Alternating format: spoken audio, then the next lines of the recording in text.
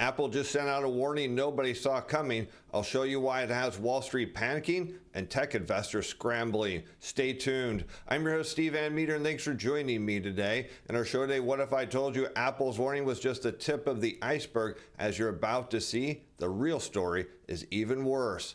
Plus, our CTA Tyrant Pro subscribers are up over 7% on a recent trade. Stay tuned to the show. I'm going to show you step by step how they did it and how you can too. Now, let's head over to Bloomberg, where we picked today's story up with the headline, as Apple forecast cheers investors after mixed holiday results. And after Apple reported earnings last night, their stock surged in overnight trading. But after the opening bell, it's seen nothing but selling all day long. I'm going to show you what is buried inside Apple's earnings report that has Wall Street panicking, is in causing investors to start selling in a major way. This is something you're not going to see in the major media, but let's take a look as revenue from China plunged 11% to $18.5 billion in the first quarter. But this isn't just about China. But why did we see such a plunge in demand from China? It's because Chinese consumers do not have the money they used to. Their economy is headed into recession. And on top of that, Beijing is pushing consumers to buy China manufactured phones, not ones from the US. But sales of the iPhone, meanwhile, dropped less than 1% to $69.1 billion. But is that the real truth of what's going on? Is that what's causing people to sell Apple stock? No, that's not it. Let's keep digging, because the poor performance for overall iPhone sales suggested that the company didn't get much of a lift from the rollout of a new AI platform called Apple Intelligence. Still, the new iPhone 16 performed better in countries where the AI features were available. But AI isn't the issue either. Now, what we heard from tech companies is we needed AI because we needed something to drive new products, to drive demand. That consumers were just desperate to have an even better version of what we already know as a search engine. We call that AI, but it's not driving enough consumer interest. People aren't willing to spend the money because the technology just doesn't change enough people's lives. But that's not the reason their stock found sellers this morning. Let's dig into the real truth here. That is, cash and cash equivalents dropped 26% year over year to $30.3 billion. Now, Apple's still flush with cash, but that's not the issue. It's what they do with that cash that matters to investors, because when Apple has a surplus of cash, well, they buy their stock back. The problem is that surplus is going the wrong direction. And our record revenue and strong operating margins drove EPS to a new all-time record with double-digit growth, and allows to return over $30 billion to shareholders. Keep in mind, that's all the cash they have left right now. And we're pleased that our installed base of active devices have reached a new all-time high across all products and geographic segments. But the real story is Apple's board of directors declared a cash dividend of 25 cents per share of the company's common stock. Translation, no $50 billion stock buyback announcement this quarter. And Apple is one of the most prolific buyers of its stock. They buy more stock back than any other company, almost more than most companies combined. And this is a major issue because stock buybacks have been driving the equity market in a huge way. And now Apple is saying, look, we're just going to issue a dividend instead of issuing a new big buyback program. Now, it's entirely possible that Apple still has some of their prior authorizations on buybacks to move through, but without this big buyer underneath their stock, what's going to happen to Apple? Well, it could send their stock heading lower and lower, particularly if their sales continue to decline, which is likely given that consumers are not adopting AI. And on top of that, we're seeing the U.S. labor market start to unwind. We're seeing income slow down. People are not able to afford these devices. I'm going to show you why. What's happening in Apple now is just the tip of the iceberg and setting up a potential big move down in the equity markets, as Walgreens tumbles after suspending steady dividend to save cash. So here we see not only is Apple running out of money, at least enough money to run their big buyback program, but here we can see from Walgreens, they don't have enough money to do their dividend anymore. And this is a big issue. But if you're looking to make money, let me show you this chart. This is GDX. I told our subscribers on this day right here, buy on the open. That trade now up over 7% and likely to head even higher. Stay tuned to the end of the show. I'll show you step by step how they did it and how you can too. Walgreens tumbled on Friday after suspending its quarterly dividend it's paid for the last 92 years in a bid to conserve cash and revive the business. Now we're going to hear more companies, just like Apple, saying, hey, we don't have the cash to run our buyback program. Walgreens saying, look, we don't have the money to pay a dividend. And what did we see during the last expansion going right up into the pandemic is companies were issuing massive amounts of debt to buy their stock back because they didn't have anything else to do with the money. So they kept buying stock and taking on all this low interest debt. Well, now that rates are higher and the economy is slowing, well, these companies have a problem. It's way too much debt and not enough sales to bring in revenue to cover it all. The troubled pharmacy chain said the decision stemmed from a need to strengthen its balance sheet by reducing debt and improving free cash flow. Cash needs over the next several years, including litigation and debt financing, were also important considerations. So what Walgreens is saying is, look, we're in trouble financially. We don't have the cash we need. And this is a major problem because what we're going to see is not just companies like Apple that are going to suspend their buyback program because they don't have the cash, but we're going to see companies like Walgreens cut their dividend. And that means, of course, what comes next is cutting workers. And we turn now to Europe as STMicro eyes workforce cuts of up to 3,000 in chip slump. Again, Apple, just the tip of the iceberg of what's coming. STMicro on Thursday called 2024 one of the worst years in decades for the industry and forecast first quarter revenue that missed expectations. The company didn't provide a full year outlook, breaking with tradition.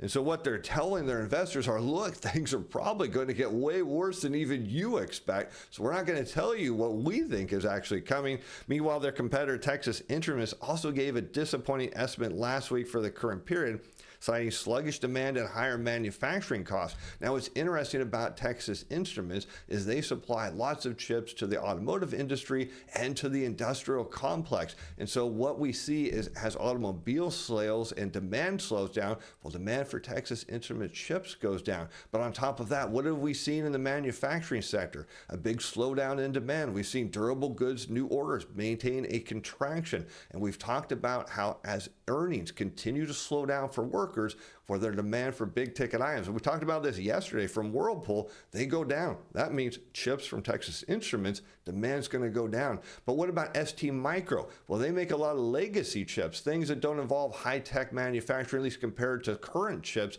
for users who actually need some legacy chips. Well, what they're saying is demand is outright plunging. Well, something else is going down. Well, that is going to be inflation, but not just yet. As we turn to the Fed, whose favorite inflation gauge ends 2024 with a muted advance, citing signs of consumer stress are emerging as incomes are weaker and less savings. And this is what we've been warning about all along. Because when you look at what's happening with Apple, they're saying, look, our sales are slowing down. Now, they're saying that China isn't really an issue. They actually blamed it on inventory. The reality is we know Chinese consumers can't afford the phones. Plus, they're looking to domestically design and manufactured alternatives and buying those instead. But when we take a look at Walgreens, why are they suspending their dividend? Because of demand. Why is STMicro looking to fire a big percentage of its workforce? It's demand, and that all stems back to jobs and incomes. The so-called core personal consumption expenditures price index, which excludes food and energy items, rose a scant 0.2% in November and 2.8% from a year earlier, which maintained the same rate of change as prior month. However, real or inflation disposable income barely rose for a second month. Now, we talk about disposable income. Why? Because it drives a big part of the economy. So when consumers don't have enough disposable income, they are forced to cut back their spending. And you think about a large part of services and manufacturing caters to discretionary spending. So when consumers, again, have less of that, they spend less. What do we see in STMicro? Well, we're going to have to cut workers. What do we see from Apple? Demand's going down. What do we see from Walgreens? Sales are declining. This is not a good sign. And it may be pressuring consumers to dip into savings even more as a savings rate fell to 3.8%, the lowest in 2 years. Now, why is that happening? Well, it's because simple. Consumers believe that the economy is going to turn around. Now, remember, prior to the election, what did we hear? That if then President-elect Trump won the election, the economy was going to boom. Well, everyone came out and voted. Turned out he won. He's now president. And yet, what are we finding out? That the economy is much bigger than one person. And this is a challenge because what did we see going into the elections again? Massive amounts of hope that consumers would come out and spend big after the election. but they didn't come out spending big. That's the issue. We did see a lot of new orders jump in November, at least from the regional Fed surveys, but those came plunging back down to reality in December. Let's take a look because, again, it's all about incomes and jobs. As we look at personal consumption expenditures, this is a chain type price index shown in blue against real, or again, inflation adjusted disposable personal income, that in red, both on a year-over-year rate change. Now, the dotted green line, that is the baseline for real disposable personal income. But here's what I want you to see. Going back into the late 1980s, inflation in terms of the PCE was rising. Real disposable personal incomes were slowing. What happened? We entered a recession. So it makes perfect sense. Consumers, what we're seeing in the real disposable personal income data is they didn't have enough money to absorb rising prices. What do we see in the PCE data is that price growth continued at the same pace last month, particularly in the core, which is an issue. Let's move forward to the late 1990s, and what do we see? Personal consumption expenditures right there in blue, that's rising. We get a little slowdown of real disposable personal income there shown in red right into a recession. And then look what happens. In 2007, energy prices cause the PCE to surge. Incomes don't keep up with it. That lack of discretionary spending sends the economy right into the global financial crisis. And look what's happening now. Inflation running higher than real personal disposable incomes. We've been warning about this and how it backfeeds right into companies. And then you start to think, wait a minute, all of these companies have massive amounts of debt that they've been using to buy their stock back. What happens when the largest buyer of stocks goes dark? Well, only imagine that the next big bear market could be far worse than people think. Let's talk about the impact of the savings rate against real personal disposable income. We see the savings rate going into the dot-com bubble is actually rising, but just before that, it dipped a little bit as consumers tapped into their savings, said, hey, wait a minute, I'm going to try to keep up with inflation, realizing they can't, so they started prioritizing savings, put us right into a recession. Again, let's look at the effect of this, because going into recessions, you see the savings rate drop. At least that's initially, as consumers hope they can keep up with inflation. When they realize they can't and things are getting worse, they start to save more. It's exactly what's happening right now. We could see the trajectory of where we're going because the savings rate is far below the pre-pandemic average, putting the consumer in a precarious position if income weakens. And that's exactly what happens, because when consumers start to realize that the prospect of their job going away is increasing or their income growth is going to drop off. And that's exactly what we saw back in the University of Michigan surveys about income expectations. What consumers start to do is save money because they realize that if they get their hours cut or if they lose their job, their opportunity to re-enter the workforce is rather low. They need to increase their savings. When they do that, it comes right at the sacrifice of the economy. And yet U.S. labor costs are now rising from a year earlier by the least since 2021. And this is exactly, again, what we said would happen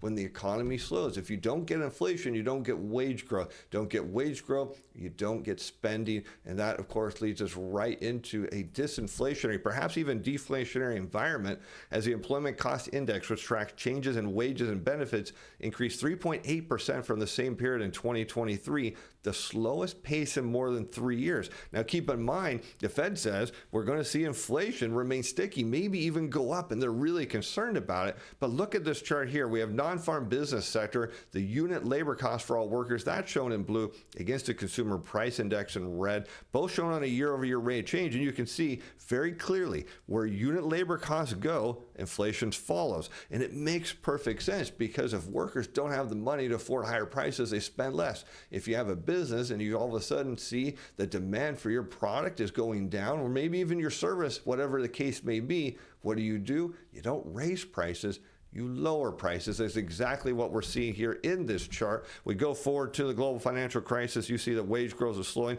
but it doesn't go in a straight line. Nevertheless, inflation comes down. Here you can see that everyone's worried inflation is going to go higher, but what it's telling us based on unit labor costs is it's going to go lower. So even if tariffs are enacted, even if prices go up, what we're seeing right now is consumers can't afford them. It means that any increase in prices will remain transitory because it will pull demand from other parts of our economy. Let's take a further look because the report supports the view that wage growth will continue to creep lower as demand cools. And that's exactly what I said. Not only is it demand for labor, but demand for goods and services. Smaller wage gains will help to limit growth in business costs. Consolation for Fed policymakers looking for more sustained evidence of subsiding inflation before lowering interest rates even further.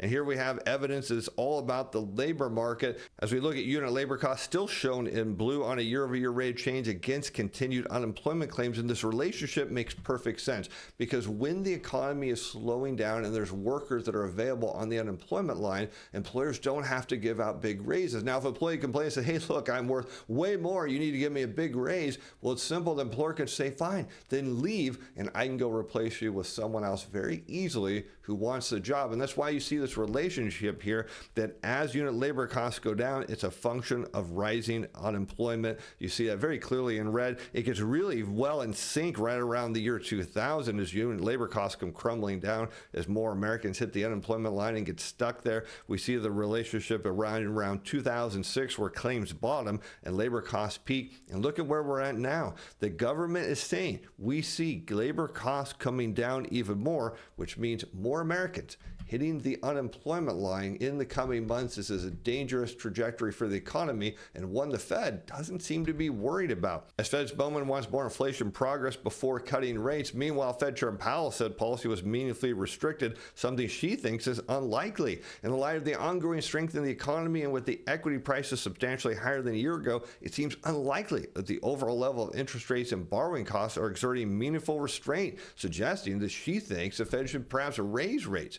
I continue to be concerned that easier financial conditions over the past year may have contributed to a lack of further progress on slowing inflation. So you can hear very clearly what Bowman wants is to see the economy slow even further based on what we're seeing in the data, what we're hearing from Apple and Walgreens, ST Micro. You see in the unit labor cost data, it's very clear that the U.S. economy is headed into recession. The Fed gets their way, perhaps it could be an all-out financial crisis. But that doesn't mean that you can't make money when that happens. Let's take a look at this recent trade for our CTA Timer Pro subscribers. This one on the books on January 10th. The trade as of close of business yesterday is up 7.53%. And I want to show you how easy this is because when you get the report, we put notes down below and it tells you what we think you should buy. Here you can see GDX close above its 10 and 30-day volume profiles. Buy it open. Here's your stop loss levels. We make it very clear. In fact, you can see it on the report going back to January 10th. But even if you don't read the report, and you don't have to, we put our notes right underneath there.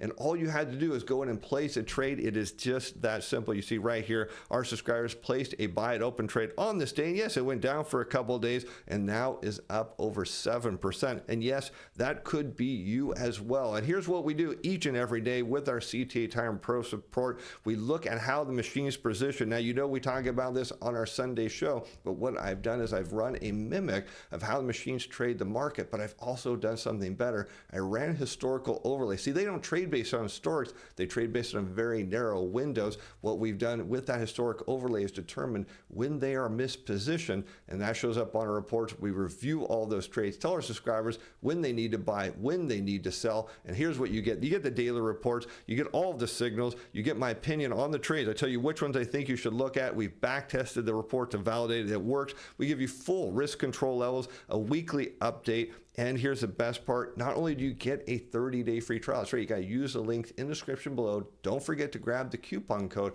but I even disclose how I'm trading, how I'm using reports. You want to know specifically what I'm trading and when, so even if you want to follow along with me, you can do that. Hit the links in the description below. And with that, I'm Steve Van Metre. Thanks for watching. Thanks for being fans. Bye now.